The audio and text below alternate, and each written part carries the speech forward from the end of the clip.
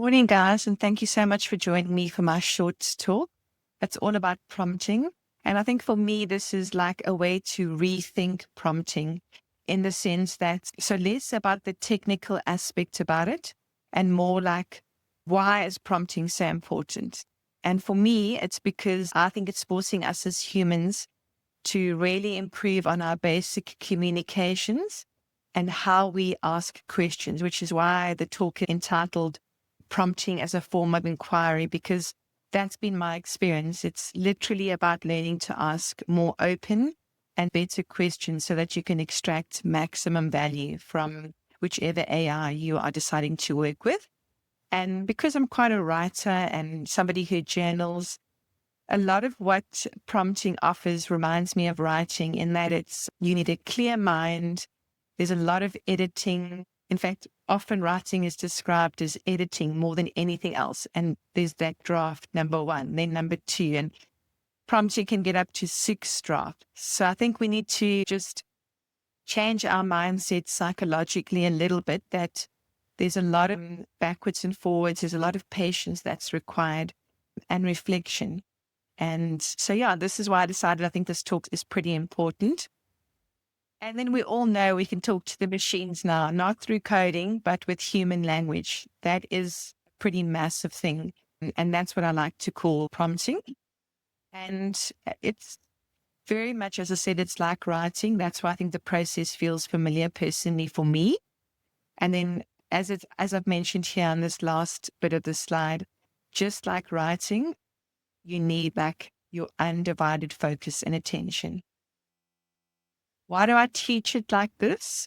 I think for me, I've been experimenting for close to 4 years, and this has been my discovery that it very much is about testing it, assessing, adjusting. And so that's why it's a process, number one. And the inquiry comes with the questioning. And this is why I believe personally that prompting for me has completely opened up my analytical mind and my logical mind, because I'm always wanting to know, and then what? Okay. And then what? And yeah, I never used to think like that. So I'm quite grateful for that, for this moment in human history. Yes, I'm going to offer you a more formal structure. So please, I'm not saying this is the only way. Team 9X has got an awesome course. I think it's called the AI Operator, and they've got amazing prompting techniques. So yeah, you can look at them. But for me, this is just a different way to approach it. It's helped me, and I'm hoping it will support you. Later on at the end of my talk, you'll see that I've got a free prompt generator, which was really helpful because in the beginning, I wasn't sure what tone I wanted. I wasn't sure what formats I was looking for. It was all so very new. So that was a very cool thing to use. I think I put the monkey mind in here because I think we're all jumping every day from like one email to one webinar to this next thing. The mind is noisy. And I feel like when we're prompting, because it's quite similar to writing, we need a quieter mind. Yeah, don't berate yourself. It's normal to be busy and for thoughts to be coming.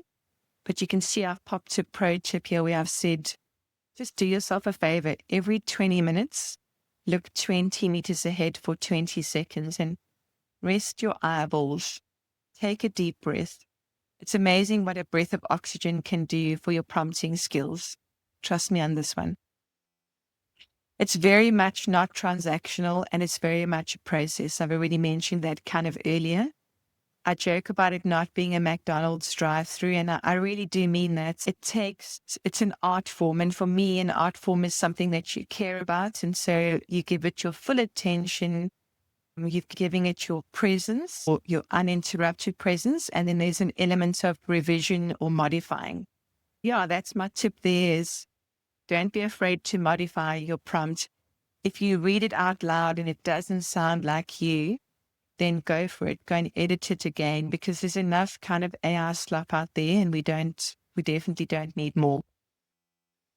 Finding your voice takes time. Like even before prompting, I was working on it. It's taken me 10 years and there are days where I still struggle to articulate myself. So the first output, it's very unlikely that it will represent your voice. be kind to yourself. It doesn't mean that you're a failure, that you're not a prompt engineer. A cool way to see it is look at it as feedback. So keep going, because eventually you will find your rhythm. And I've already given you this pro tip, but I can't say it enough. Read your work out aloud. I write a monthly Substack letter. A lot of it is to check my grammar and just to see if things like connect and flow. And often when I'm reading it out aloud, I'm like, okay, cool. Yeah, I'm going to remove that. So definitely do that. We are not machines. Those of you who follow me know I'm a big advocate of your human operating system. I do love this tech time, but we are trying to keep up with the machines. And I think that's not something that's healthy, because we are not linear. We don't run on scripts. We are not a PDF, as it says here. We are not data. So AI is trained on logic, and you, the human being, you trained on real life, which is messy. It moves. It's turbulent. It's full of ambiguity. So yeah, use your human advantage and be you. Don't try and compete with the tech. Very important for me has been the intent versus what actually comes out of my mouth. So what I mean to say by that is there's what you say and then there's what you typed. And often those two are not in harmony. And then we're inclined to blame the AI because we're like, oh, that's not what I was looking for. Challenge yourself, take full accountability, and just make sure that what you're saying is what you are wanting, even in your human relationships. And trust me, we get this wrong with our spouses and our friends. It's not like a technical thing exclusively. So that gap, as I said, it happens in everyday life. So my tip here is just say it clearly, like, what are you wanting to say? There's a wonderful course from Team 9X. I've been following those guys for years. I think it's called AI Operator.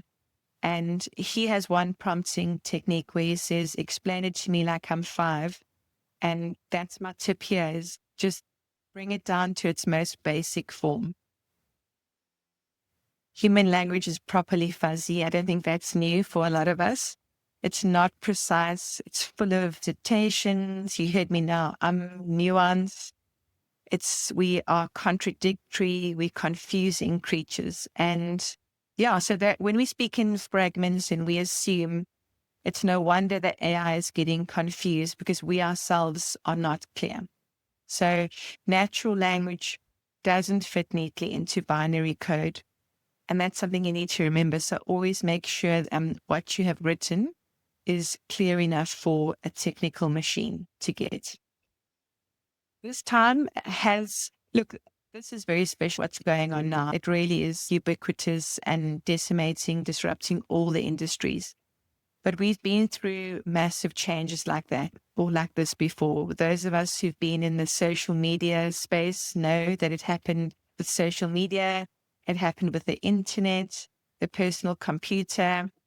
All of this stuff just came into our lives and we were like, whoa, what now? So I think my tip here is, this is a time of acceptance. It's definitely here. There are definitely no signs of it going away. So I think this is a moment to accept that a new form of communication has arrived on planet Earth, and just, we've got time. You've definitely got time. You don't have to stress about being left behind. For me, prompting is totally a life skill. It's in every platform. Google search, it's in Canva, in all the new tools. And it's only going to get more common. So being able to get more comfy with it and work with it is, it's a number one skill, whether it's something that you're looking at possibly using to get promoted, or even in your business to try and bring out a new service offering. AI and data literacy skills they're big right now. So just keep yourself in the loop, be gentle, and we're all going to get through this collectively. Big one, folks. AI does not understand, contrary to all this AI reasons, and it's got a deep thinking mode, and it's a big auto-predictive tool. It's been trained on a bunch of maths, tons of patterns, loads of stats, and its job is, based on all of what it's seen, it then predicts the next word. Context and your words matters so, so much. So just make sure that you are clear. And now that this is how I teach, I'm very excited to let you guys know that I'm building a 12-week course called Ease into AI. And it's going to cover this entire time of generative AI. And I'll share some personal anecdotes. Yeah, so if you're keen, you're welcome to get hold of me on X or LinkedIn. And yeah, thank you so much for being here today.